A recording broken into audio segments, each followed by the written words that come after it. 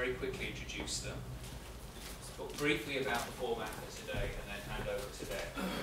So, Johnny Cameron, who's sat in the middle today, is a served as chairman of Global Markets RBS. Today he works as an advisor at a small London investment banking firm, and is also a trustee at Trailblazers, a charity which provides mentoring for young offenders inside prison. He was about as close to the action as it was possible to get in 2008, and has, I know, having spoken to him already, have a huge amount of hugely interesting things to say about what happened before and during the crisis, and what it was like to find those things happening around you.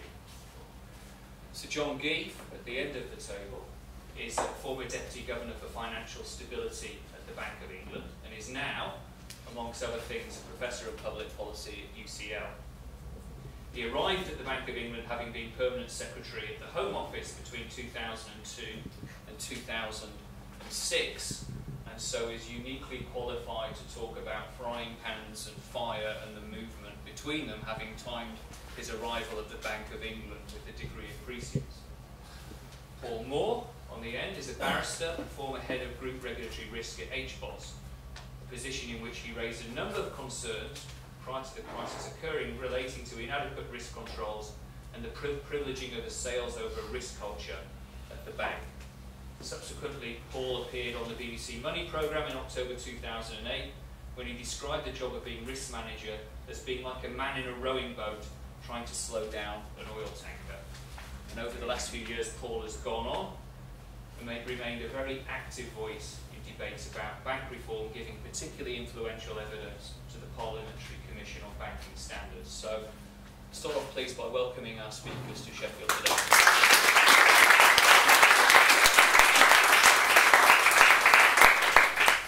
When I started, I suggested 3 broad questions to address over their 15 to 20 minutes. One as a background, in a way as a warm-up, is where were you? When did you realise that this was the kind of crisis that it was going to be? And then 2 further questions, one relating to the period before and one relating to the period after. The one before, which has become the famous quote from Queen Elizabeth visiting the London School of Economics: why did nobody see it coming? Did anyone see it coming? If they did see it coming, why didn't that get communicated? Who did see it coming? Why didn't they see it coming? The third, around this issue of the British dilemma identified by the Chancellor, and a need to preserve the stability and prosperity of the nation's economy whilst protecting London's status as a global financial centre. Now, we got, several years after the crisis has occurred, and not all the reforms have yet been implemented, but we know what the broad line outline is going to be. Can we now say with a reasonable degree of confidence that we're approaching an answer to the British dilemma? So I've not asked the 3 speakers to slavishly follow necessarily all 3 questions, but to use these as a starting point for their talk over the 15 to 20 minutes. Well, good afternoon. Thanks very much, Andrew, for the intro. As you'll soon realise, I'm not a proper professor. I'm a visiting professor, and I'm better on policy than on evidence and rigour. But I thought I'd concentrate out of the 3 issues on the Queen's question, and maybe pick up my thoughts on London and the British dilemma in the discussion. And you can see from my title broadly what I think the answer to the question is. Well, let's start by where was I? Well, I was one of the guilty men at the centre of this. 2007. I was appointed just a year before that to the Bank of England as Deputy Governor with this horrendous title of Deputy Governor for Financial Stability, which, of course, at the time I didn't realise would be such a millstone around my neck.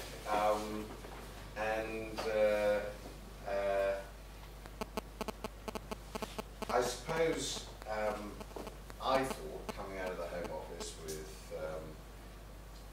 all the alarms and pressures of that job, with counter-terrorism and asylum and David Blunkett and so on, that I was wondering what to do next. And I looked at the bank and I saw that they had, first of all, there were no politicians there at all. Secondly, they'd done 2 things over 2 years. They'd only moved interest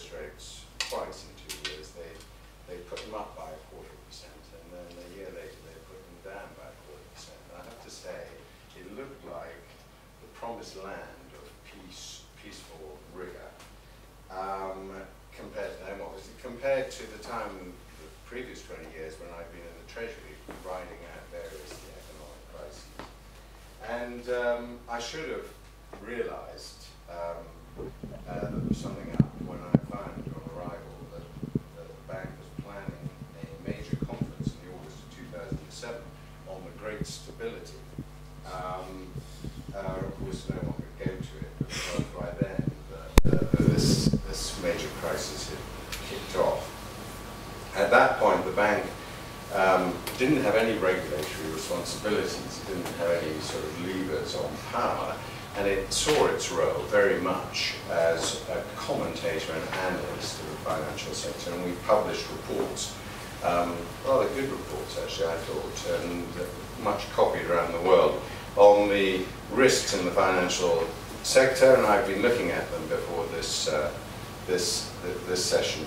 And they, in truth, I could make the argument that they identified most of the elements of what was going to go wrong. The vulnerability of wholesale funding of banks, the complexity and opacity of some of the new credit instruments, and the danger that the markets in those credit instruments would dry up and leave people high and dry. Commercial property lending and leveraged buyouts. The way the system would operate through certain key hubs. All of that was in there, but in truth, we were expecting a shower and not a hurricane. Anyway, the hurricane arrived in August 2007 with Northern Rock. And just briefly, through the next 2 years, till I left the bank early in 2009, I see it in these stages. Initially, we have Northern Rock running out of money. It just can't raise the funding for what looks like a perfectly decent mortgage book. Some dodgy edges, but nothing too bad. At that point, the Bank of England makes a very slow start on the crisis. It's very reluctant, and the government particularly was very reluctant to provide support to the banking sector, except on penal terms. And that, for people who know their economics, goes back to Badgett and the role of the lender of last resort, but also to a sense that, you know, these guys got themselves into trouble. They shouldn't be relying on our support. We should give them money only on penal terms. The problem with that was that taking money on penal terms is stigmatizing in the market, so no one takes the money. And we spent 2 or 3 months, I think, rather fortunate only to have Northern Rock go down. Then from about December 2007, we sort of joined with the Fed, the ECB, in a more concerted program of flooding the banks with liquidity. We had a thing called the Special Liquidity Scheme, which gave them long-term money on the back of their mortgage books. And so we did support the system, and we focused a lot of attention on the next banks in line, which at the time were the Northern Rock Ex-Building Society. The two in the headlights were Alliance and Leicester, Bradford and Bingley, and behind them HBOS, about which I'm sure we'll learn more.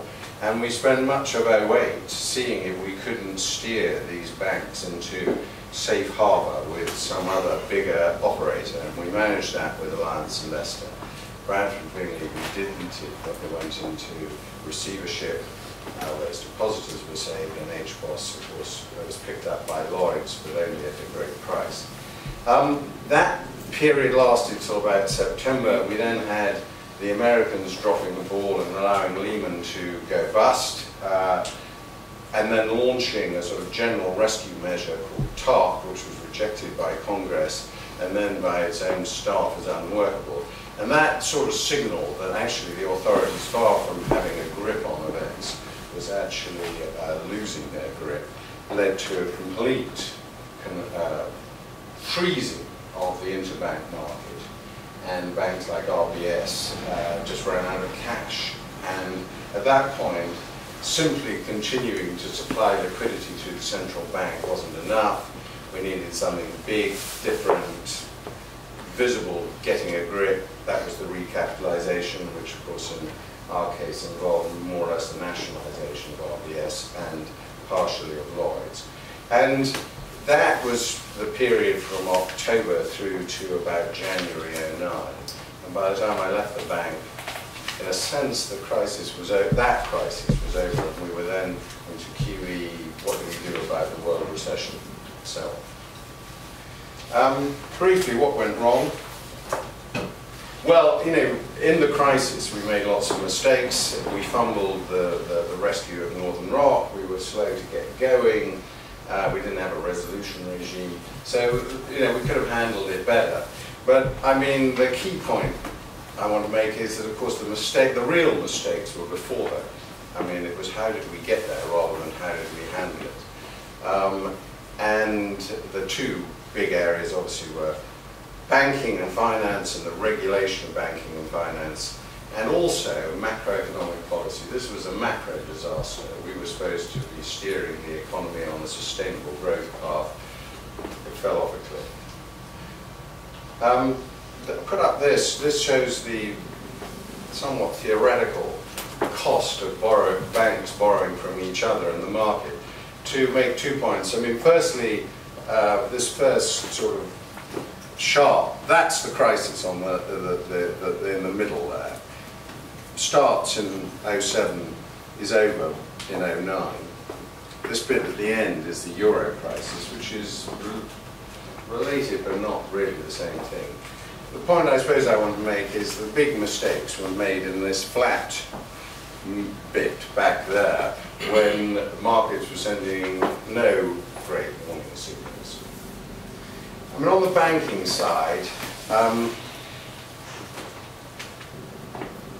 this is, if you like, encapsulates from the Banking Commission the problem. The blue line shows the leverage, left-hand side, that's the gross leverage, total assets compared to bank capital, went from just under 20, this is for all the British banks combined, to nearly 35 times. So leverage was going up. So if you lost 3% of your assets, you wiped out your equity. Why did this happen? Why was this allowed to happen? Because this line down here, this red line, was the regulators and banks' assessment of how risky those assets were. And you'll see that as leverage was going up, the regulators and banks were deciding that the assets were less risky. And obviously the leverage turned out to be rather more important than the risk assessment. Now we come to the Queen's question. Why on earth didn't someone notice this and do something about it?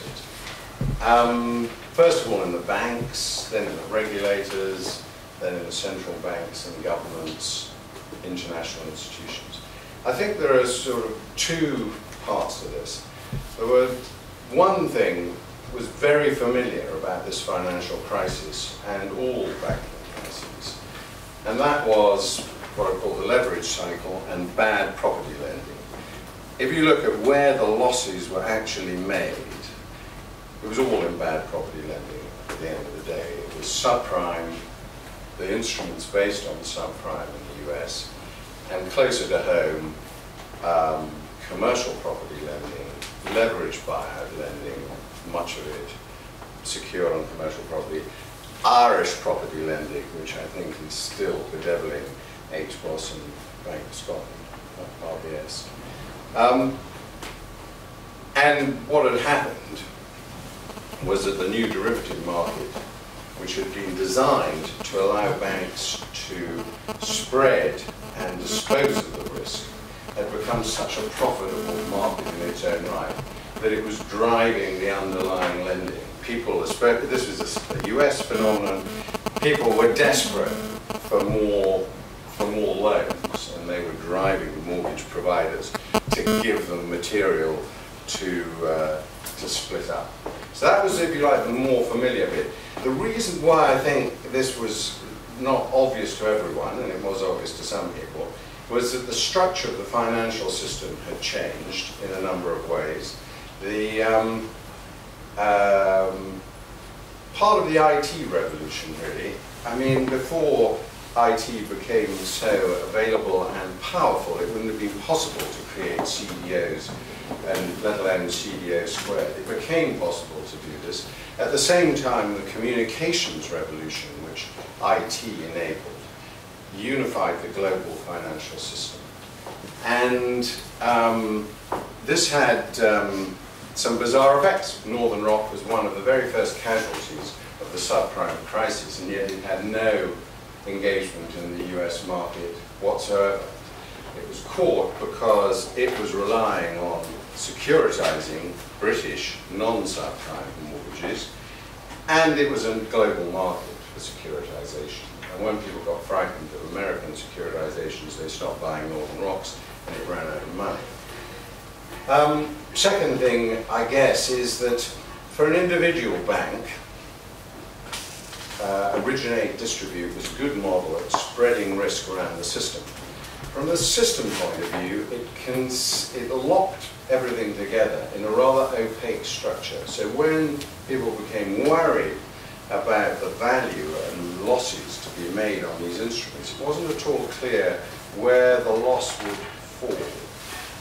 In traditional banking, like HSBC, which incidentally had one of the biggest subprime operations in the US, it held a lot of mortgages on its book. You knew you could read what they were. You could make an assessment of what happens if they fall in value by 50%. And you could say, is that going to bankrupt HSBC? And the answer is no, because it was making such piles of money in the Far East.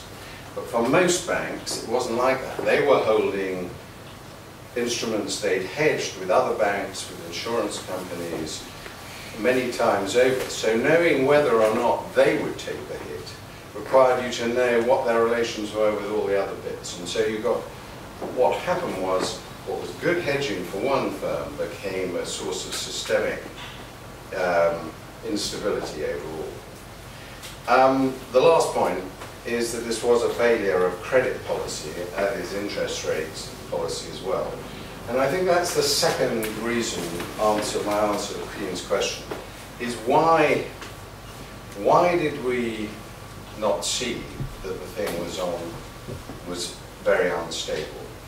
And the answer was because we lived through really 10 plus years of extraordinary economic stability. And this is just the UK inflation rate, which in the previous decades had been as high as 25%. And if you look from 94 through to 07, it's flat, it's low, it's very well behaved. And if you look at growth, the same is broadly true. I mean, there's no great sign there of an unsustainable boom. Growth varied between sort of 2.5%, 4% in the better years, and was very stable. Throughout this period, interest rates were low, falling and stable. Unemployment was coming down, particularly structural unemployment. So the big macro variables which we concentrated on, and particularly inflation, were not sending signals of danger. And the truth is, we thought we cracked it.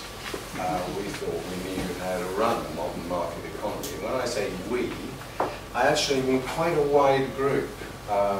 Certainly that was true in the Bank of England.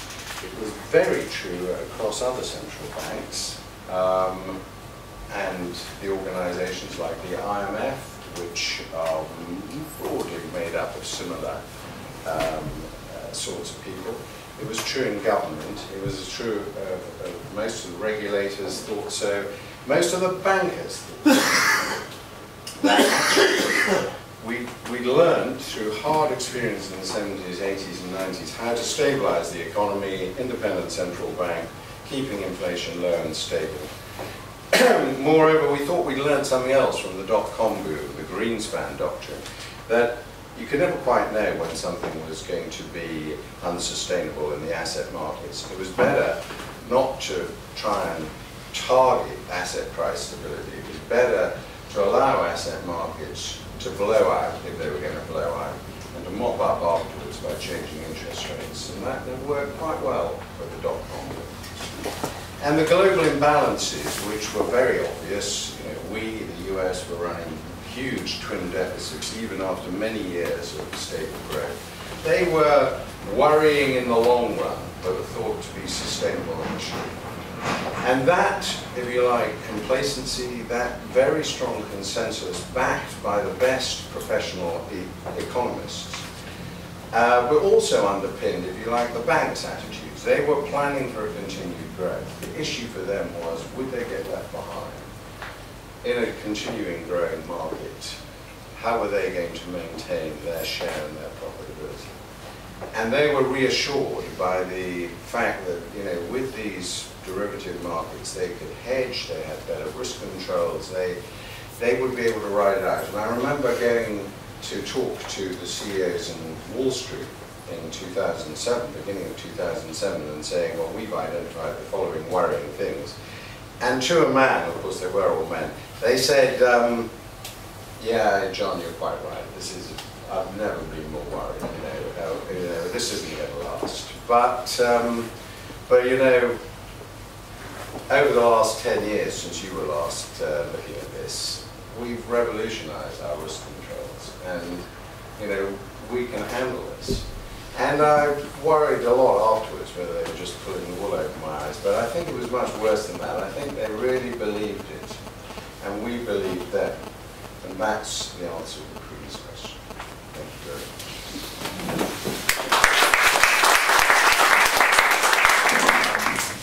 Well, good afternoon, everyone. I don't have any slides, but I will follow, broadly speaking, Andy's three questions. And starting with the first one, probably the easiest way to introduce myself, but to talk about my first-hand experience before and during the crisis. And I've split that, I think, rather like John, into three periods. Basically, pre the end of 2006, then from early 2007 through to March 2008, and then the real crunch from 2008, latter half of 2008. Before 2006, as John has started to say, it was a great time. It was a great time to be a banker. I'm sure I shouldn't say this, but I will. It was great fun. I mean, we were all enjoying it. It was the great moderation. The markets were very active. Interest rates were low and falling. Liquidity was easy to come by. The regulators, the government, the Bank of England, the Fed, whoever you wanted to talk to, were all very relaxed. It's worth remembering that the SEC, for example, relaxed the leverage rules for investment banks in America in late 2004, as they believed that it was so easy and so good. A politician who should be nameless perhaps put it as saying it was the end of boom and bust. I always thought, similar to a chart John mentioned, but it's worth being precise on it, that in October 2008, the Bank of England quarterly, which I think is a good read, but inevitably a bit academic perhaps, but in October 2008, and arguably too late, it tracked the wholesale funding of the UK banks, which went up from 100 billion sterling in 2000 to 350 billion in 2005 to 750 billion sometime in 2008. It was an amazing rise in wholesale funding. When you set in a bank, as I did on the Asset and Liability Committee of Royal Bank of Scotland, we used to look at where we were relative to our peers, and the answer is we were sort of middle of the third quartile, somewhere sort of top end of the third quartile, but in the pack of what everyone else was doing. And for individual banks, that gave you certain sort of comfort that we're not out on a limb here, we're with the pack. And unfortunately, not until too late did anyone say, actually, together, this is too much, quite clearly. So we were expanding in Europe on the back of all this liquidity, expanding in America. We had a particular business called Greenwich, which we inherited when we bought NatWest, called Greenwich NatWest, then became RBS Greenwich. And this, rather amazingly, was the #1 trader in US Treasury bonds. I used to say to American friends that we basically financed the whole American deficit in trading in the US bonds. It also was the #1 or one of the top 3 in every year in residential mortgage-backed securities in America. This was a business that every other European bank, investment bank, would have given their eye teeth for. It was breaking into investment banking in America. It was notoriously difficult. And it made a lot of money for RBS right through that period, right up until 2007. So it was a uniquely valuable asset, it turned out, and that's how we viewed it at the time. So life was good.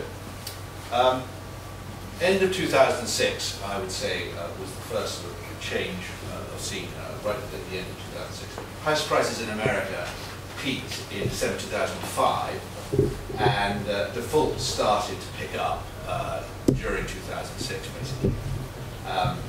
It's worth recalling that subprime, the particular definition, subprime, rather good word, subprime. I mean, they're doing nearly prime. They're nearly very, very good. They're just subprime, with the implication of the word subprime.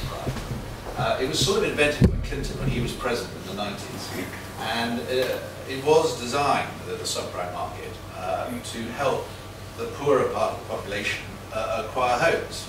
I don't think it mentioned help to buy, but it might have included that. One of the problems, because it was a recent innovation in the mid-90s, that when everyone was doing statistics were absolutely key to the market. All the quants used to look at statistics of subprime defaults and analyse how these CDOs were going to be fined. People neglected to mention the statistics only went back to about 1993, I think it was. And there had never been a major crisis period that the statistics were relevant for. And I would go to my grave saying, someone had come to me and said that this CDO is very safe, because the reason it's safe is you package up all these subprime securities, and the correlation of house price declines in Texas with house price declines in Florida is very low, and for that reason, because we mixed them all up together, we've got this big lot here that we can call AAA. If someone had said that to me up front, this is why I'm calling them AAA, I believe that a decent credit committee would say, come on, in a general downturn in America, they'll all go down together, obviously they will. But the quants plugged their numbers in and said, no, there haven't been a correlation in these house prices, and that's why, just as an aside, CDOs, the famous CDOs, had large tranches of them rated AAA. So March 2007, HSBC announced they had problems with wholesale corporations, subprime market. And I required at that time a drains-up look within RBS, or my part of RBS, which is the relevant part, at our US subprime exposure and what it might mean for us. And I'm here to report that unfortunately, no significant problems were identified, but we did establish a dashboard or a watch list of things to keep an eye on, but it all looked fine according to risk managers. Just about this time, we decided to bid for ABN, which I'm not going to major on, because I could spend all the time on ABN, but we launched a bid for ABN in about March, April. The whole thing was sort of finalised in May, and the way the takeover rules work, it was very, very hard. Probably legally impossible to pull out after that. And we went hammer and tongs against Barclays to buy ABN right through to October the 12th, when we won the battle. And throughout that period, another example of groupthink, I think. The great argument, both within RBS and amongst the commentators and the analysts and everyone else, was, can we win this battle? A consortium bid, a hostile consortium bid for a big bank, never been done before. Surely the consortium will fall apart, there are going to be legal challenges. Can we do it? Can we do it? Can they do it? Very, very, very rarely did you ever see an article saying, should they do it? And when the vote came to Sheffield, was approved it by 95% or something like that. April to June 2007, we had minor losses on CEOs of the order of $10, $20 million, that sort of thing. And in June, Bear Stearns closed a couple of their funds and invested in subprime, and at the end of June, the leveraged loan syndication market closed, just like that, literally overnight. Suddenly, it became possible to syndicate leveraged loans, which has become a very important market for all the investment banks who are typically underwriting a leveraged loan, 2 or 3 billion, and selling it down in chunks of 50 or 100 billion to a range of other banks. So June, that was a big moment. The market for syndicated loans and leverage loans shutting down completely. End of July, early August, an internal report for RBS said that our CDO losses could be as much as $200 to $400 million. That was a significant amount, but not a crisis, and it didn't feel like a crisis. It felt like a significant lull in markets. It felt like a tricky moment, but it didn't feel like a crisis or even a drama. 7th of August, the ECB started lending to fund a lot of banks within Europe, and SocGen closed a fund again, and often thought 7th of August is often a date quoted to me as sort of the beginning of the credit crunch. And from then on, liquidity did become much harder to find. And a key worry at that time was off-balance sheet conduits. So-called conduits were vehicles set up, sort of orphan companies, if you will, set up by a particular bank who would stuff $5 billion of assets into this conduit, fund it almost entirely with wholesale funding, very little equity, and the risk was that if the wholesale funding of the conduits dried up, they would come back on the bank's balance sheet overnight, so to speak. A big worry at the time, and actually we fared very well there. I had put in place limits on how many of these conduits we would have, and we felt rather good about that. Arguably made us a bit complacent later on because we thought we dealt with the conduit problem so well. And the market recognised, I think, that we were relatively the good guys as far as conduits were concerned. I think I've said enough about CDOs. John mentioned the word opaque. No one knew who had them, even if they were, quotes, better than AAA. It turned out that wasn't true. And this opacity did lead to mistrust. And the word credibility, credo, I believe, I trust, absolutely crucial for banks, the interbank market. And when everyone began to doubt everybody else and just not quite know where the bodies were buried, so to speak, that's what drove this incredible drying up of liquidity during that period. So by the end of December 2007, it was a very worrying period, but not on the remotest side. It's worrying in about, I think we moved from showers to really quite persistent rain, but we were still a long way from the hurricane that John was talking about. And it certainly felt like that for RBS. It never occurred to me in my wildest dreams that it was a serious risk. We announced profits for the year, full year in December, around £10 billion sterling. How could a bank with announced profits of £10 billion sterling have a serious problem? It's worth noting in that context about size that pure CDOs for RBS were 6 billion sterling, giving a balance sheet of 2,000 billion sterling. They were rated better than AAA. I always say I'd love to blame my risk people for not highlighting the dangers inherent in them, but finding this 6 billion better than AAA out of 2,000 billion and saying that's the bit you should be worried about, it's very easy with hindsight. So then I move on to March 2008 to the end, which is the end being October 2008.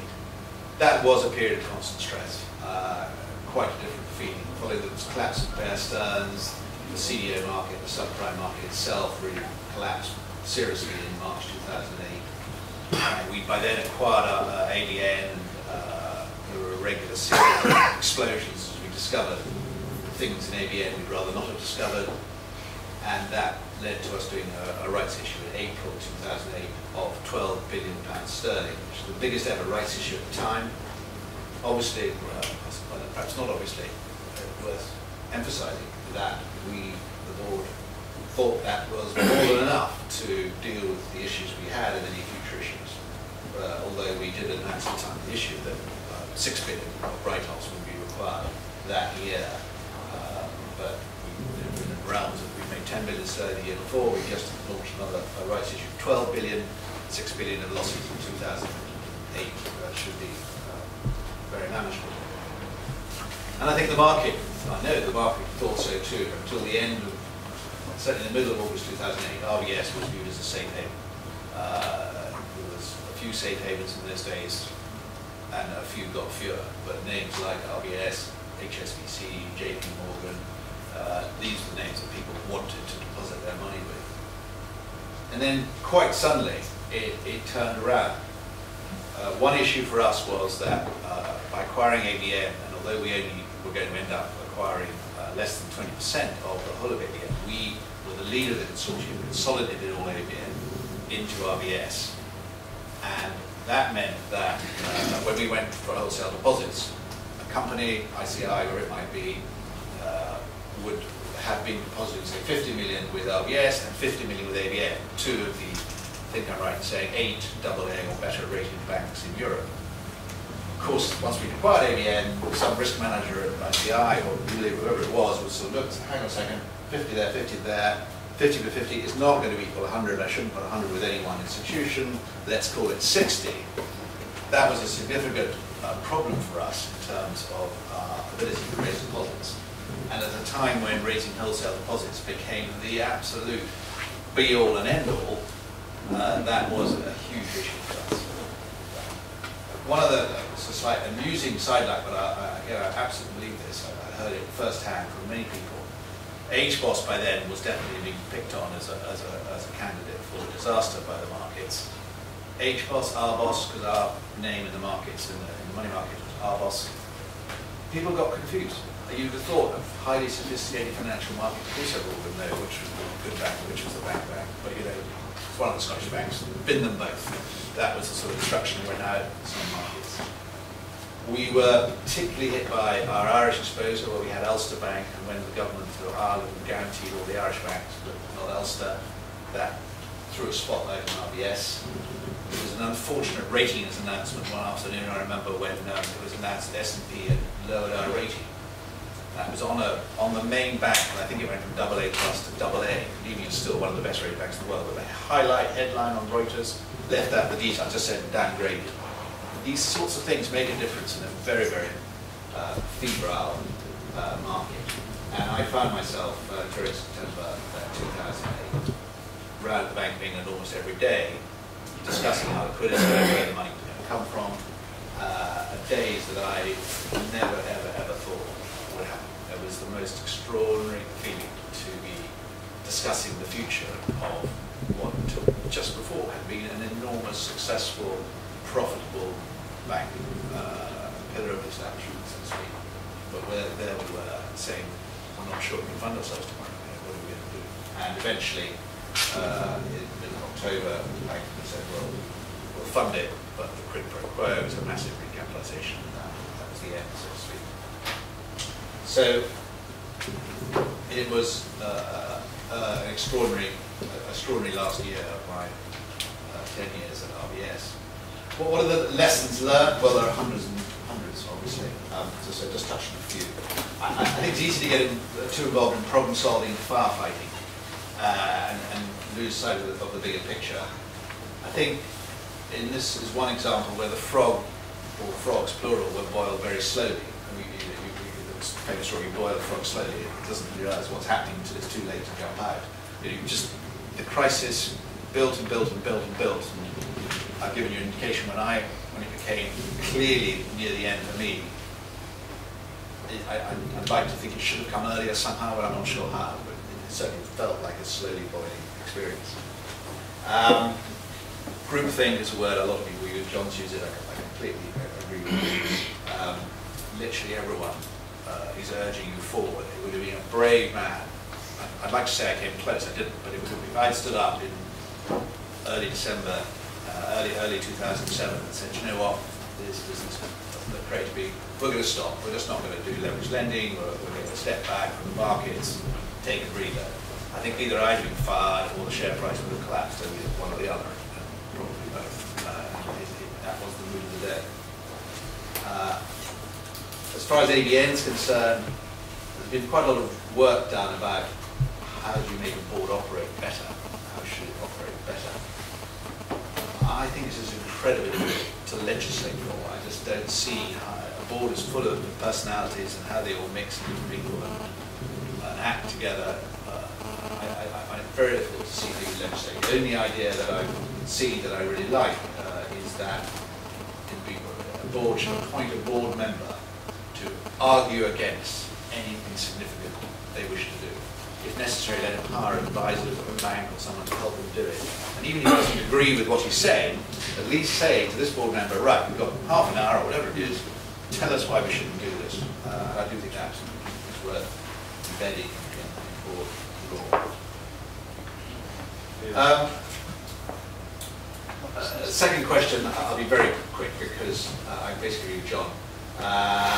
Why did they want something? I think I would say I saw a shower, and quite a heavy shower. I definitely was saying to the board, you know, I used the word febrile, I remember using it. But it never, there's such a difference between what happened at the end of most cycles. People have often said that the time between economic cycles is the tenure of the average bank manager. As soon as the bank manager can remember the last recession was gone or retired, then the new ones are free to engineer the next one, so to speak.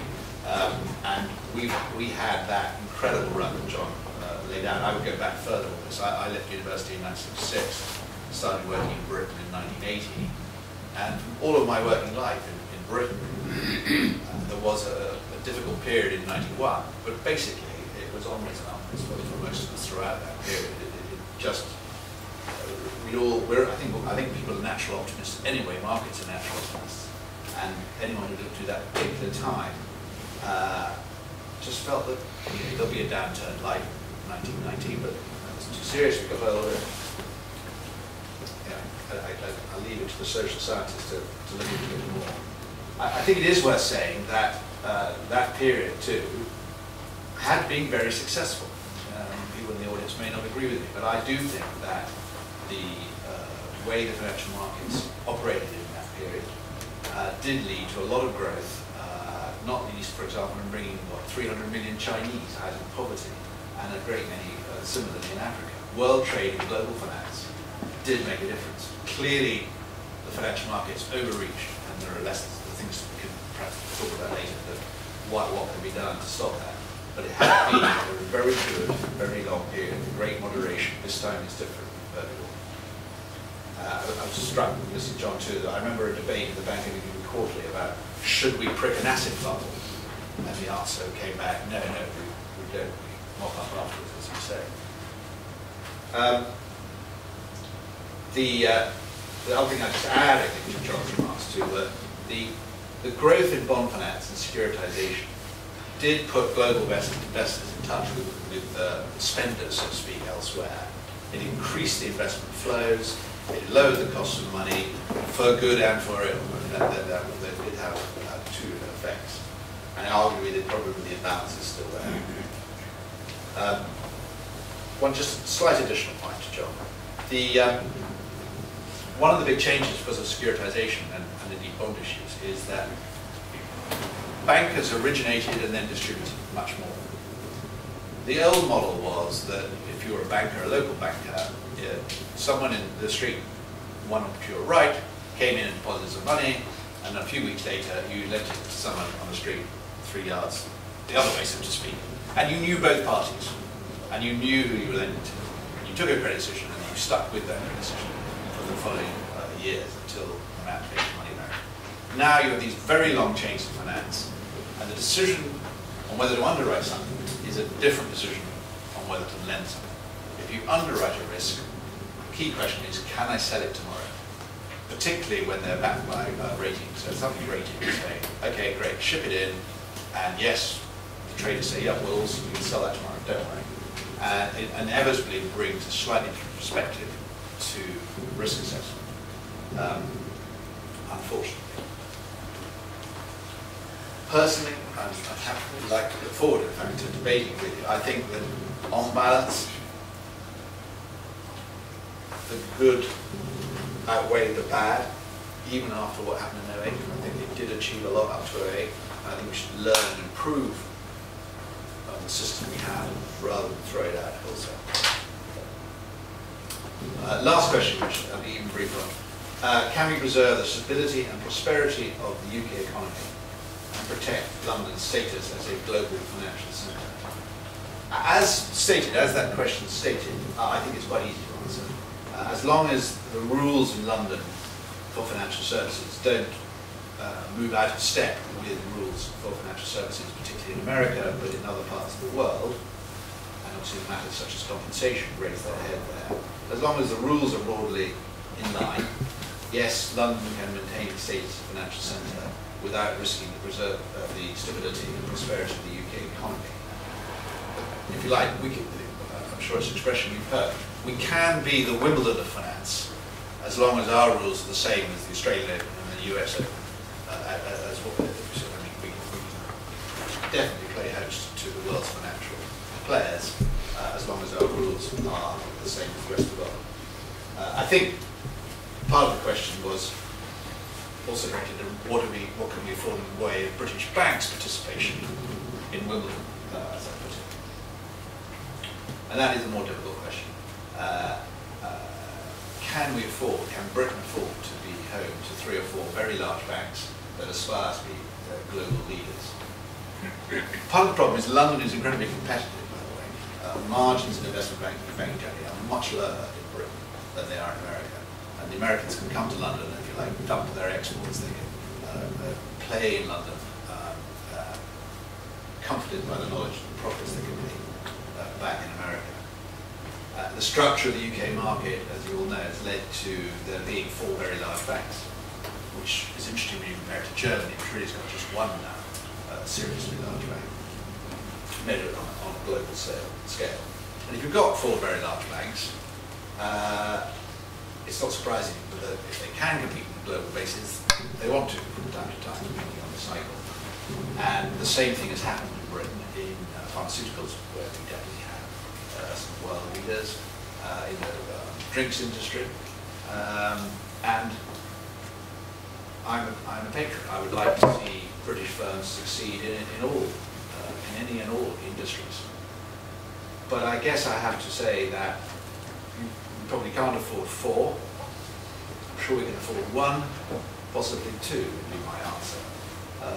But I think that's the question, is how many global banking leaders can Britain afford, not whether can we afford to have London as a global financial centre. And I do passionately want to see London remain as a global financial centre. Again, I don't know whether people in the audience will agree, but it's very clear that if you go to London from here or from anywhere in the rest of the UK, London is like another world, like a foreign city in both senses, in all senses of the word. And that's not comfortable, I don't think. I don't think it's comfortable, and I think the political class finds that uncomfortable. However, London contributes directly and indirectly a huge amount of tax revenues, which benefit the rest of the country.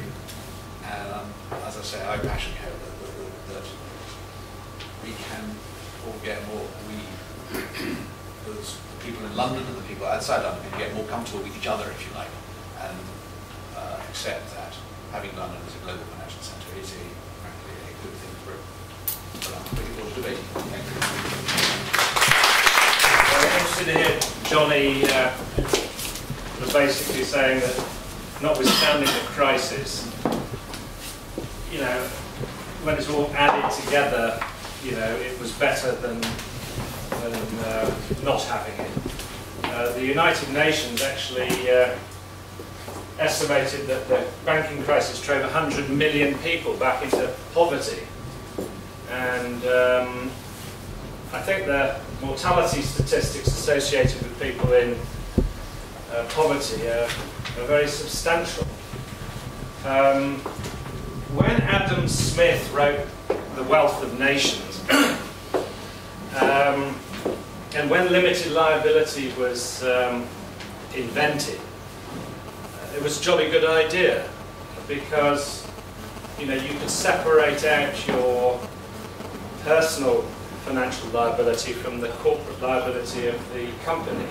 But nobody dreamt in those days that companies would have balance sheets the size of sovereign governments and more power than most of them. And our large banks were such powerful organisations that the idea of actually saying, hang on a second, the emperor's not wearing any clothes, as I think you also mentioned, Johnny, was a very risky business. The business of speaking up when the group think is all going in one direction is a complicated story of human nature. And in fact, the reason that the court jester is dressed up like a lunatic is because that way if the king didn't like to listen to what he was saying, he could always pretend it was a joke. Now, of course, my involvement in this banking crisis was as somebody who tried, and I absolutely will tell you here and now that I never expected a banking crisis in the way it turned out to be. So I don't want to suggest that I knew what was going to happen. But what I did know, which was terribly simple to find out, was that if you asked the practitioners and the frontline people, they instinctively knew that what was happening was that we were over-revving the engine. And I think it's interesting, and I'm lucky because I'm speaking after the others, the idea that a risk manager is a mathematician. The mathematics is the easiest part of the equation. And the cognitive bias and the group think, actually, I don't know why we call it group think, when in fact it's group agree. That's what it really should be called. There's this natural human tendency for people to take the numbers, the quant, and turn it into an answer that they first thought of. And so the competence framework for the risk management fraternity is a very important lesson that we need to learn. That actually, sometimes one has to detach oneself from the calculus and actually just look at the basic common sense. And when I wrote my evidence to the Treasury Select Committee, when I blew the whistle on being dismissed from HBOS, I'm often referred to as the HBOS whistleblower. I don't really like being called that.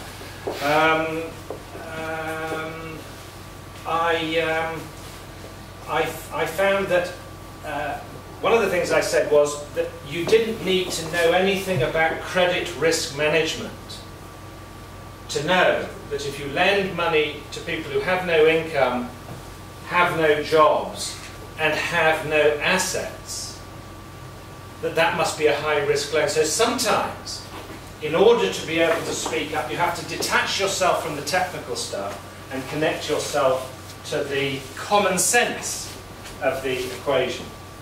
I want to just show you a very quick video clip, just for a couple of minutes, to show my involvement, and then I'll go on to the other questions. As embarrassing accusations go, that facing Sir James Crosby couldn't have been much worse. The Deputy Chairman of the Financial Services Authority and trusted advisor to the Prime Minister had, when head of HBOS, sacked a senior manager who tried to warn him that the bank was taking unjustifiable risks.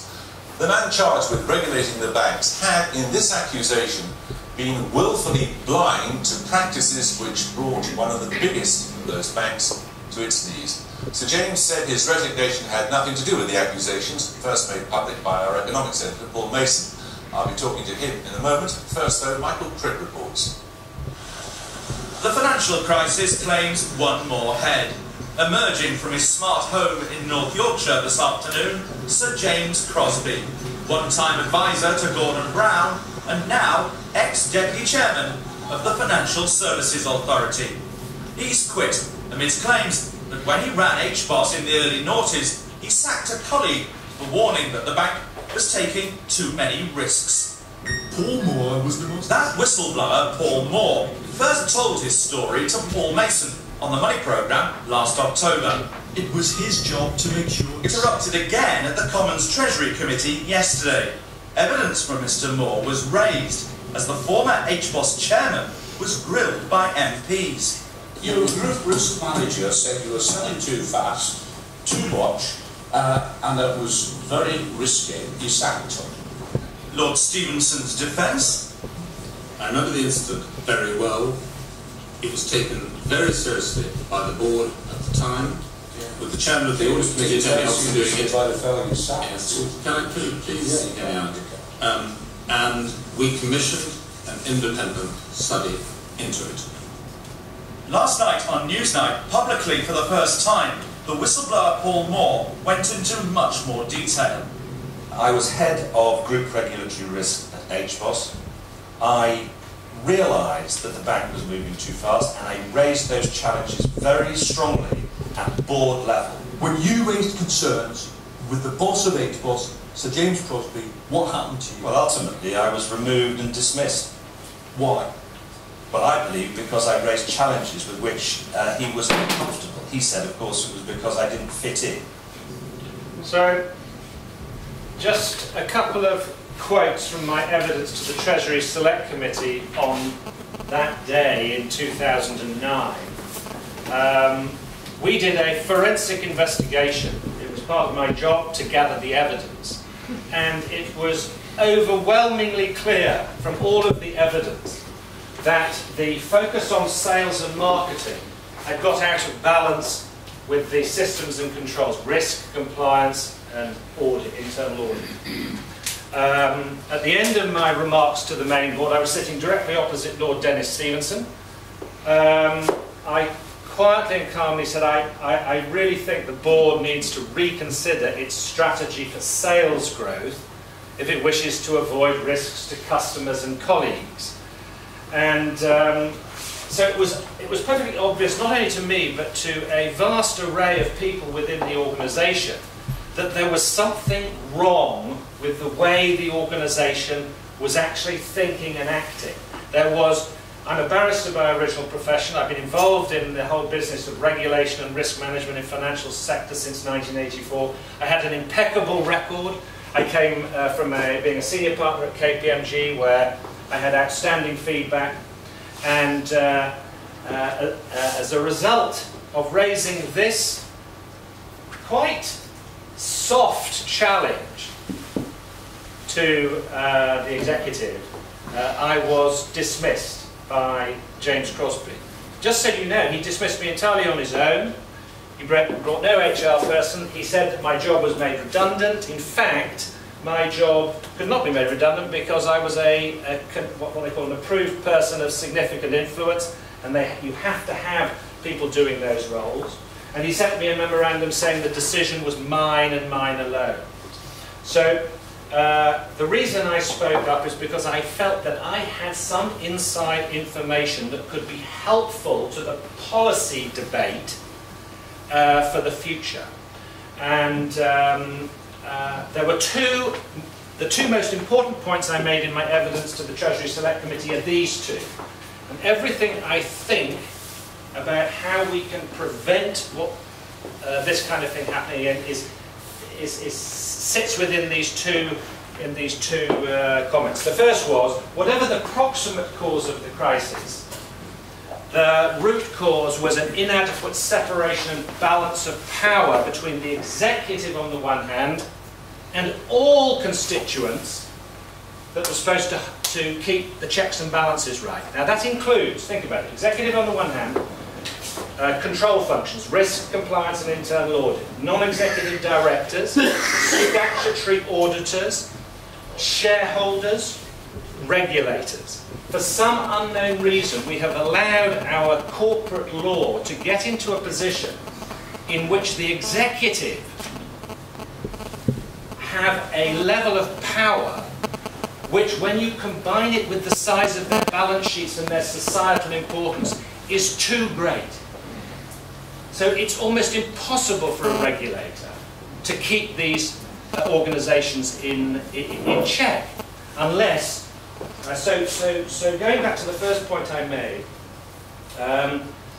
we never believed that companies would become as big as they have and have the societal impact and importance that they do.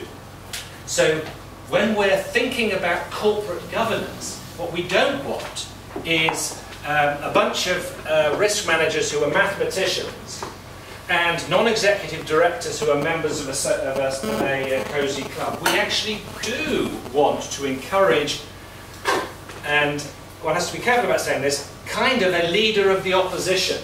Johnny, you mentioned it would be a good idea to have somebody who could speak up. When I spoke up, when you speak up to somebody who is suffering from human hubris, they confuse your honest dissent with disloyal subversion. Eisenhower said that. Never confuse honest dissent with disloyal subversion. Shooting the messenger is an expression that came from Greek tragedy. So we're dealing with human nature here. And actually, it's just as important for a risk manager to understand anthropology and psychology as it is to understand calculus. So we have to find a way in these very large companies of creating a separation and balance of power in the boardroom. We are miles away from it. And the second thing is this. You can have all the fancy governance processes you like, all the committees, all the paper that goes to the governance committees in the world. But if you don't focus on the culture in the organisation, those systems fail. We deal with human nature.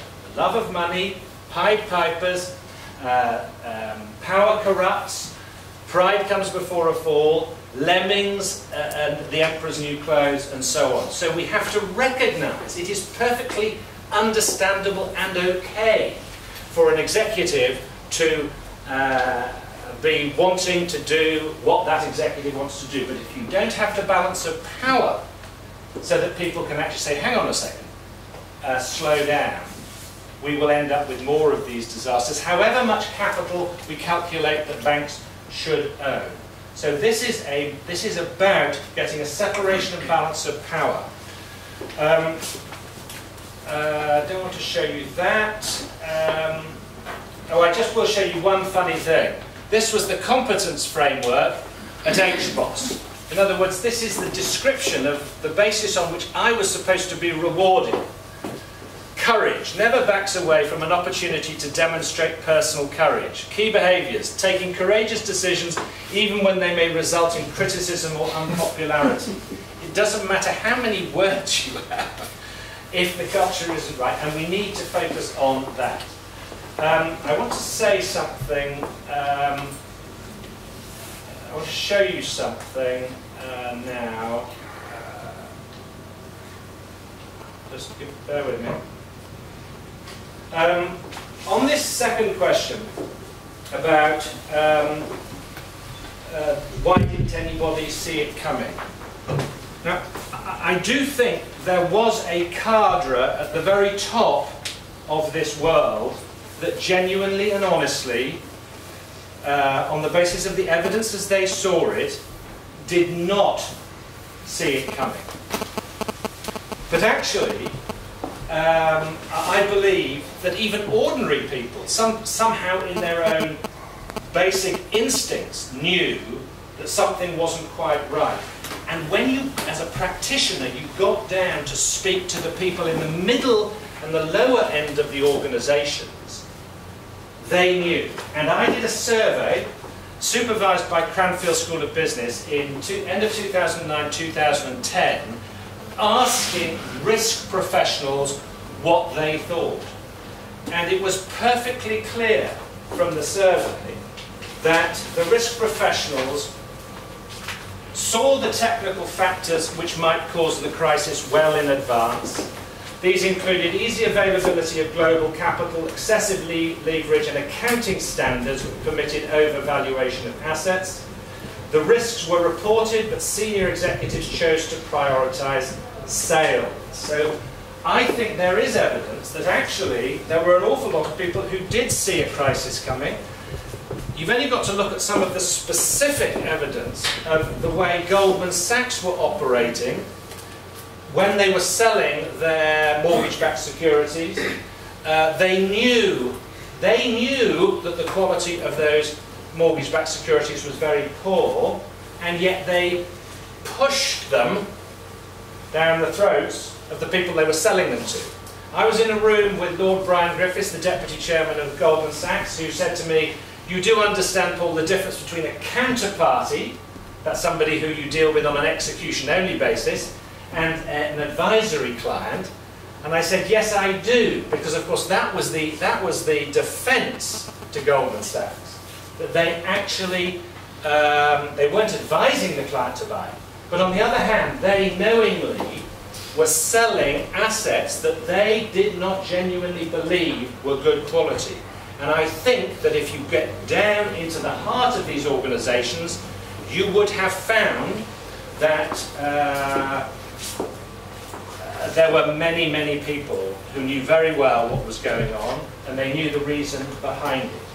So I don't think it's quite as simple as saying, you know, nobody saw it coming. As I said, I did not see the full extent of the crisis. I just knew, I did know that we were going to have a crisis. The question is, how big was it going to be? On this question of regulation, and what do we need to do? The problem is deeper than just dealing with corporate governance. But if we're going to have any possible chance of keeping the checks and balances in these huge companies right, we have to extend our thinking about separation and balance of power well beyond where it is now with these very large companies. And we haven't got there yet. At least the Parliamentary Commission on Banking Standards has said that no head of control function should be dismissed without the approval of the non-executives. That's a very great leap forward. In my view, the control functions, risk, compliance and internal audit, should report not to the executive at all, for the very obvious reason that if you put the report through to the executive, you end up with a situation where if you put your head above the parapet and the executive can remove you, you can get removed, as Johnny also said.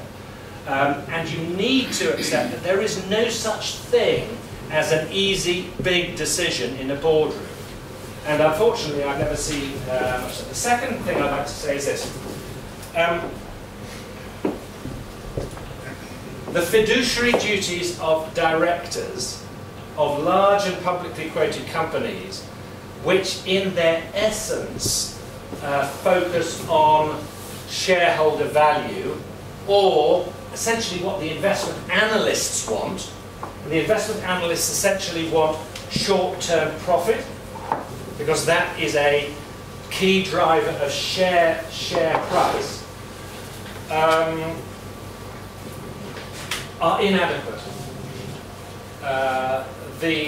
We need to move the fiduciary duties of directors of large and publicly quoted companies on so that they include mandatory, not just permissive, but mandatory public duties, including duties to customers, employees, suppliers, and so on. There's a list in section 172 of the Companies Act which you can look at, and there is a debate that is moving on about that. I also happen to believe that we need to change the way we do banking, but I won't get into that for the time being. Just a couple of final points. I'm not a believer that banks should be allowed to do proprietary trading. Proprietary trading, you ask any day trader, they can see the markets being manipulated very easily. There's a dominant position in information, mathematics and computer science that is used by the proprietary traders. Yes, the argument is it creates liquidity in the market, which of course it does, but sometimes I think it creates too much liquidity in the marketplace. And is that really banking business? I'm absolutely up for merchant banking, you know, capital raising of one sort or another. But do I think proprietary trading is really banking? No, I don't.